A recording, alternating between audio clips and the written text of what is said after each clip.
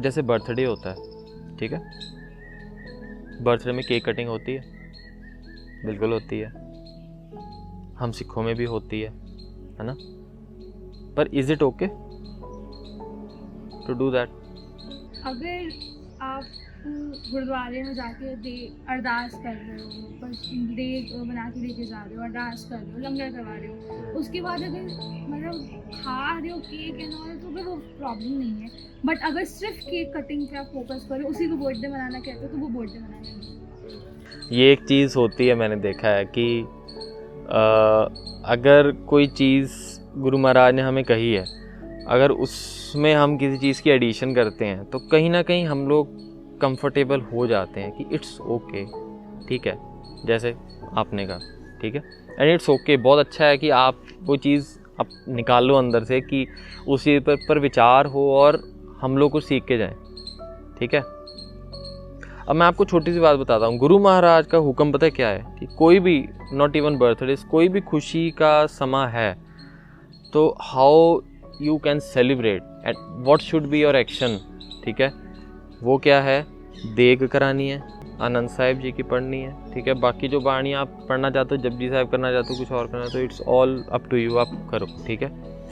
लेकिन कुछ खुशी का समय है तो गुरु महाराज को थैंक्स करने का जो गेस्चर बनाया है, जो मर्यादा बनाई है, वो है देग की, देग करानी, ठीक है, भोग लवाना, ठीक है, आनंद साहिब। अब मुझे एक बात बताओ ज़रा, आपको तो पता ही है, ठीक है, आप सबको पता है इस बारे में, पर मैं आपको एक बात बताऊँ, मैक्सिमम सिखों को ही, सिखों की बात मैं करूँगा, और किसी की बात नहीं करूँगा यहाँ पर, मैक्सिमम सिखों को ही नहीं पता कि ये मर्यादा है, ठीक है।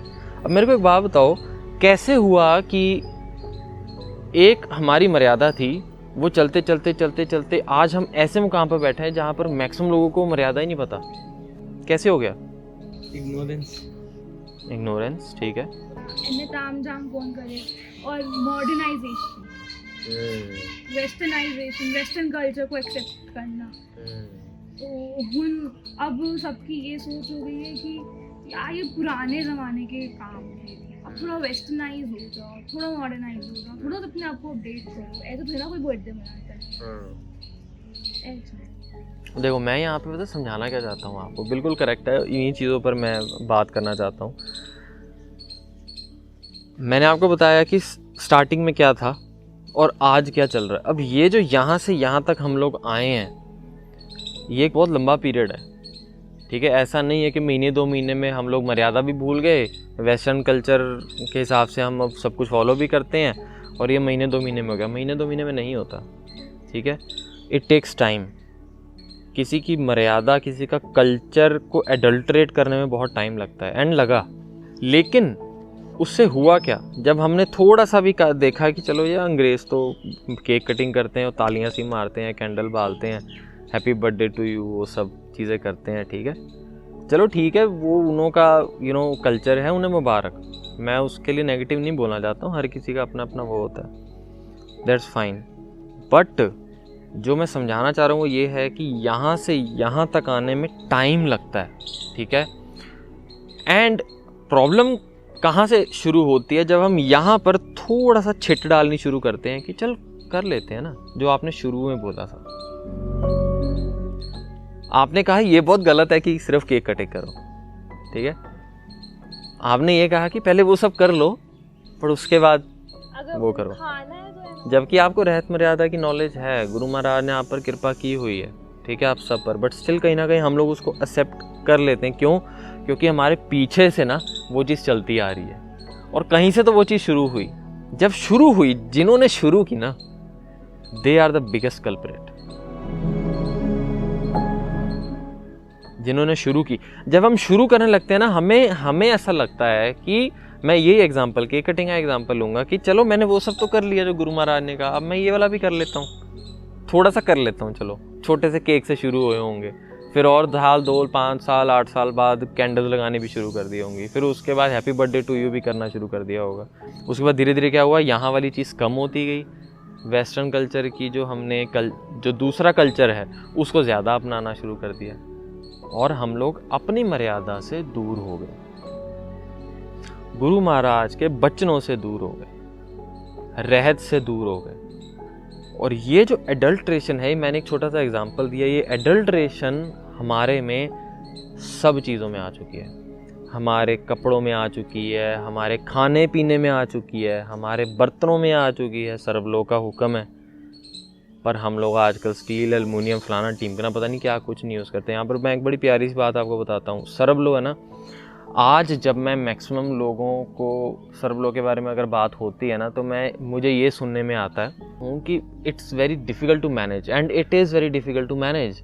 वो 2 मिनट 3 मिनट भी आपने जब मांझ दिया, 2 मिनट 3 मिनट के लिए भी रख दिया, जंग पकड़ लेता है, क्योंकि पानी रह जाता है, जंग पकड़ लेता है। जंग को साफ़ करना बार बार मिट्टी से, फिर आजकल तो केमिकल्स वाले वो विम बार फलाना टीम करना शुरू हो गए हैं, लेकिन पहले मिट्टी से और वो राख से करते हैं और उससे बड़ा अच्छे से साफ़ होता है। अब मैं आपको छोटी सी बात बताता हूँ, जब आप वो मांझते हो ना, आपके हाथों की जो मूवमेंट और आपका जो दम लग रहा है ना, वहाँ से मैं ये बात लेना चाहता हूँ कि पहले सिंगड़ियों के ना जो हाथ थे वो बड़े मजबूत होते थे। आजकल हम कहते हैं कि यार कौन ऐसे करे, और हमारे हाथ इतने पोले हो चुके हैं 20-20 किलो की चीज़ भी उठाते हैं तो हमारे आए निकल आती है हमारी। आपको क्या लगता है कैसे सिंगों ने एक तरह से इतनी कम तादाद में होकर भी इतनी बड़ी मुग़ल सल्तनत या बहुत बड़े पहाड़ी राज्य हो जाएं, जो जिस तरह का भी राज हो जाए, सिखों के टाइम से लेके हम लोग देखें, सिखों की गिनतियां हमेशा बहुत कम रही हैं। और उसका एक सबसे बड़ा एग्जाम्पल है चमकौर की जंग। गुरु महाराज ने अगर कहा है कि 1.25 लाख से 1 लड़ाऊँ तबे गोविंद सिंह नाम कहाऊँ, वो वचन हो गए ना गुरु महाराज के, तो वो सच है, वो है, पंथ में है, वो सिद्धांत है, वो प्रिंसिपल है। पर वो प्रिंसिपल तब तक है जब तक गुरु महाराज के हुक्मों पर हम लोग चलेंगे, गुरु महाराज की दी हुई रहत और मर्यादा पर चलेंगे। अब अगर हम लोग सर्वलोक का पैरा लगाते, अगर हम सर्वलोक को सीरियसली लेते अपनी लाइफ में, अब देखो, अब मुश्किल लगेगा क्योंकि मेंटेनेंस औखी लगती है। अब जब बचपन से ही आदत डाल लोगे आप कि दीज आर माई बर्तन, ठीक है, इन्हों को इस तरह से मांझना है, और सुबह बचपन से सोचो ऐसे मांझते होते, आज कलाई और हाथ में कितना दम होता है। हमारा खाना पीना, हम लोग रेस्टोरेंट्स में जाके, मैंने देखा है, मेरे काफ़ी भाई बहन हैं सिख, मेरे भाई बहन जितने भी, काफ़ी को मैं देखता हूँ रेस्टोरेंट्स में जाके खाते हो। आपको क्या पता यार वहाँ पे कौन बना रहा है किचन में, उस बंदे के अंदर कैसे कामी विचार चल रहे हैं, किस तरह के विकार उसके अंदर चल रहे हैं, वो खाना बना रहा है, वो सब कुछ उसके अंदर जा रहा है, and you are taking that. पैसे दे के बीमारी ले खरीदते हैं हम लोग, फिर पैसे दे के दवाई। एक और एग्जांपल मैं आपको देता हूँ केसों का। अब दाड़ा साहब गुरु महाराज का पुरातन आप फोटोज़ भी देख लो चाहे, या पुरातन आप मर्यादाएं देख लो, इतिहास देख लो, बीएड को कभी भी फैशन के लिए नहीं बांधा। बीएड को, दाड़ा साहब को कभी भी फैशन के लिए नहीं बांधा। आजकल बहुत आम हो गया बांधना। मेरे को एक बात बताओ, आज हमारे भाई क्यों बीएड ट्रिम करते हैं? आपको क्या लगता है? एकदम कल तक रख रहे थे, आज एकदम ऐसे सपना आया कि चलो काट दें, ऐसा हुआ? नहीं। शुरुआत में ना दाढ़ा प्रकाश ही होता था, ठीक है।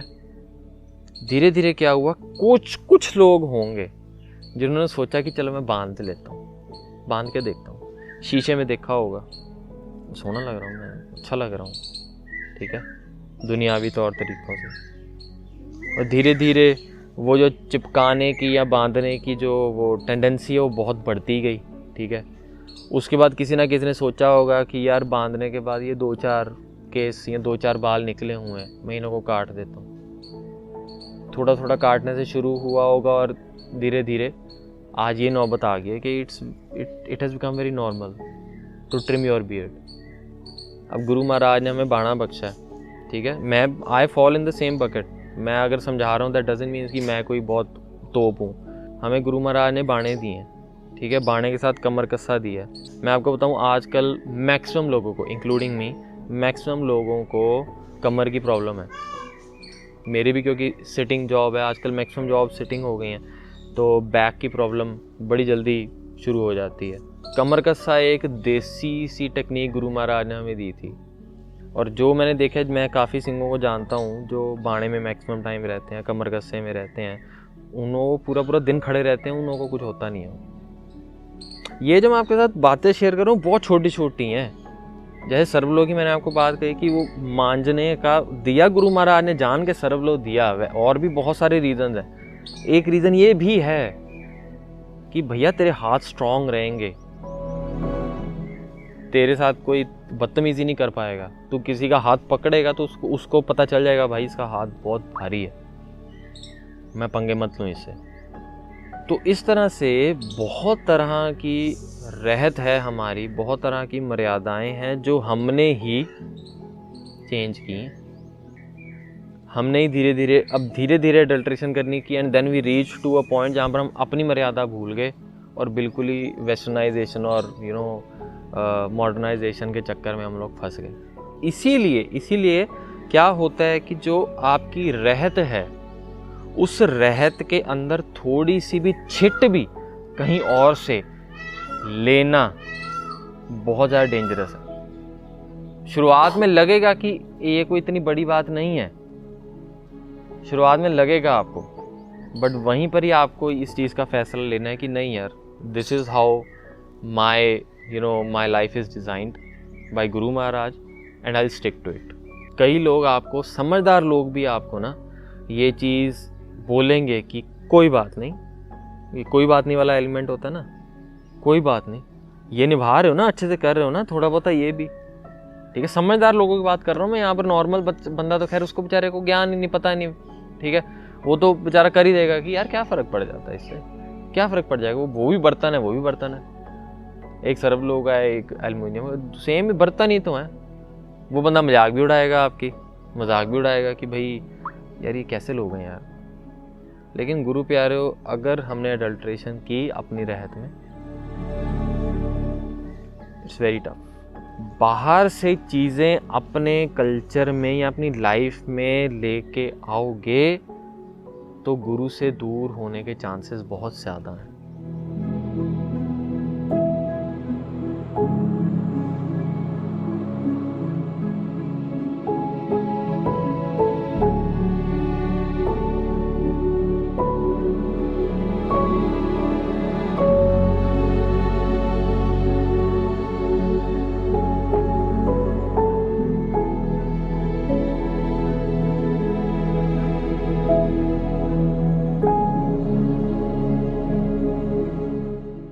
गुर की मत तू लेह आने, भगत बिना बहुत डूबे स्याने।